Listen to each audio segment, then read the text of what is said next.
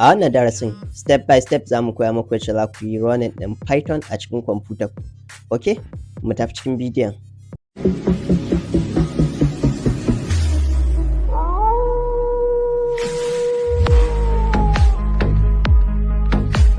Alright, so bari mu koya muku yadda za ku yi running ɗin Python.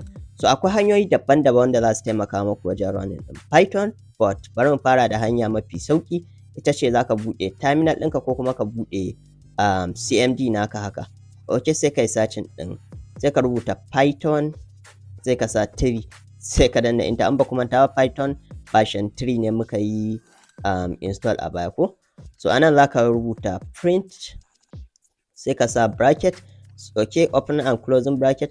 So ana wajen sai ka saka ya yake single quote ko kuma double quote, gashi nan, wato quotation mark kenan ko, zaka sa single quote ko kuma double quote. So bari mu aiki da single quote. Okay, so zaka bude shi kana kuma ka kulle kamar yadda ku ga na rubuta shi. Anan sai ka ce hello, sai ka sa world. Okay, sai ka danna enter. Dare zaka taimaka printing din hello world. Congratulations, ka yi running din Python. Okay, so wannan ita ce hanya ta farko. Idan kuma zaka fito zaka rubuta exit. Okay, so sai ka danna enter.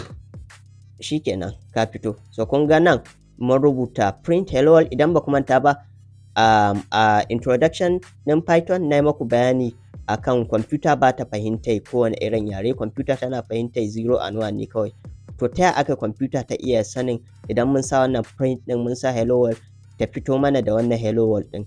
So akwai software da ta tsaya tsakiya, in ba ku manta ba na gaya muku akwai interpreter, akwai compiler, akwai assembler. So wannan interpreter ce. Interpreter ita ce take translating din kowane irin code da ka rubuta, musamman na Python line by line.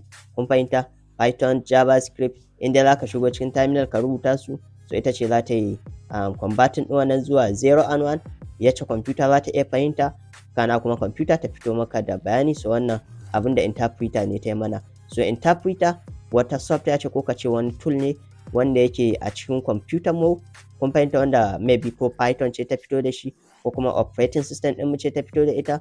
So kawai abin da ya kamata ka tsaya ka fahimta anan shine akwai wata software wato wadda ake kira da interpreter. Wani tool ne wanda yake translating din yaren da muka rubuta. Kun ga nan mun yi amfani da Python, so zuwa machine code ko ka kira shi da machine language haka da sauransu. So ita ce ta tsaya a nan tsakiya. So wannan shine input.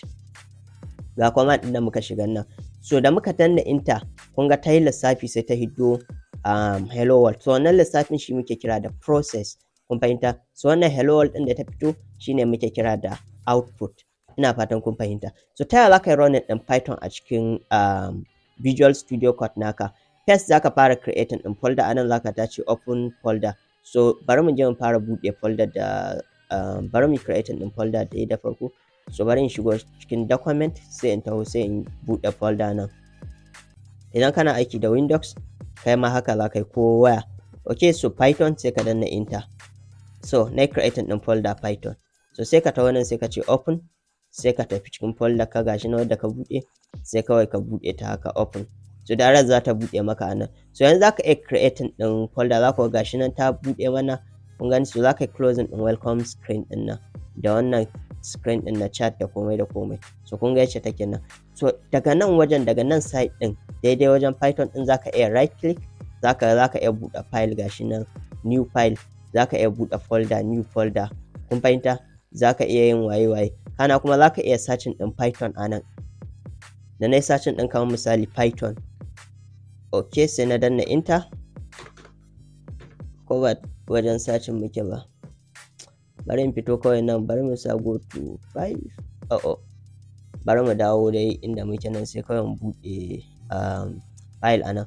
Okay, so nan da kai right click za ka taɓa setting new file, sai anan sai ka haɗa file ɗinka haka da sauran, sai ya fi sauƙi. Za ma ka iya shiga ta can ciki ka haɗa file ɗin, gashi nan. Za ka iya tahowa nan ka haɗa file ko kuma ka shiga terminal ka haɗa. But bari in buɗe shi anan. Da kai right click ka sa new file, so zai buɗe maka file. Okay, ko kuma folder, in kana so ka buɗe folder za ka iya tahowa nan. Za ku akwai icons anan. Wannan na farko new file, wannan new folder. So bari in buɗe file. okay, new file, sai mu ce sunan file ɗinmu na farko code.py. In dai Python ne ka tabbata ya ƙare da .py a ƙarshe, sai ka danna enter. Za ku ga icon nan na Python gashi nan code.py. Kun fahimta? Okay, so ga shi nan ta gwada mana komai da komai. So yanzu idan ka koma a cikin wannan folder za ka tai mana creating ɗin file guda biyu, ga na farko ga na biyu. Kun fahimta? So yanzu nan za ka taɓa setting shi direct zai kawo maka shi a nan wajen. So a nan za ka rubuta Python code ɗinka haka. Bari in yi dragging ɗin wannan nan. Okay, yace zan samu space. Bari in ɗan ƙara maku zooming, control sai in sa plus. So za ku na ƙara zooming ɗinta. So ta yaya za ka yi running ɗin Python? Simple, za ka ce print. Okay, sai ka ce me? Sai ka sa kamar yacce ka ga mun yi bracket. So anan sai ka saka single quote ko kuma double quote. Okay, sai ka ce hello world. Okay, sai ka danna, ba ma sai kai saving ba. So za ka iya tahowa kawai ka taɓa setting run gashi nan, ko ka sa control alt da n. Okay, so ko kuma ka taɓa setting wannan icon ɗin. So za ka taho setting wannan ɗan arrow ɗin da ka gani gashi nan, sai ka saka run python file gashi nan. Kun fahimta? Ko kuma ka saka control alt n. Okay, control alt n sai ka danna enter. So direct kamar ta mana running ɗin wani file ne ba na Python ba, but bari mu gwada muku yacce za ku fix ɗin shi.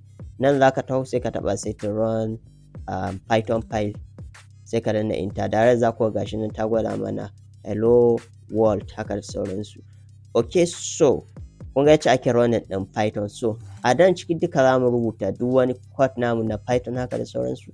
So zan gwada muku yacce za ku yi creating ɗin abubuwa daban-daban, script, fannin API, fannin abubuwa har da Django. Insha Allah za mu koya muku, but ina ga Django sai a course ɗinmu na web development, amma zan muku basic game da Django saboda ni na fi ƙwarewa ne fannin JavaScript da kuma Node.js haka da sauransu.